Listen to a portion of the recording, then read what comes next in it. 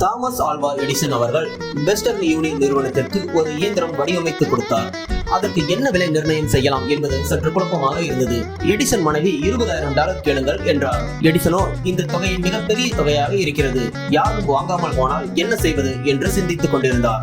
பணம் தருவதற்காக நிறுவனத்தின் ஒரு மூத்த அதிகாரியை வெஸ்டர்ன் யூனியன் நிறுவனம் அனுப்பியிருந்தது. இயந்திரத்திற்கான விலையை அதிகாரி கேட்டார். எடிசன் சில நிமிடம் மௌனமாக இருந்தார். எப்படி கேட்பது என்று யோசித்துக் கொண்டே இருந்தார். பொறுமை இழந்த அந்த அதிகாரி, எடிசன் சார், இதோ உங்கள் இயந்திரத்திற்கான விலை முதல் தவணையாக $100,000 என்று சொல்லி அதற்கான காசோலையை கொடுத்தார். மீதி எவ்வளவு என்று சொல்லி அனுப்புங்கள், காசோலையை அனுப்பி வைக்கிறோம் என்று கூறி இயந்திரத்தை எடுத்துச் சென்றார். அவசரப்படாமல் பொறுமை காத்த எடிசனுக்கு 5 மடங்கு லாபம் கிடைத்தது. அவசரப்பட்ட நிறுவனத்தின் அதிகாரியால் 5 மடங்கு நஷ்டம் நிறுவனத்திற்கு ஏற்பட்டது. பொறுமை அனுபவத்தின் வெளிப்பாடு. அவசரம் நமக்கு சிப்பிகளை தரலாம், ஆனால் பொறுமையே நமக்கு முத்துக்களை தர முடியும். பொறுமை காப்போம், வெற்றி பெறுவோம்.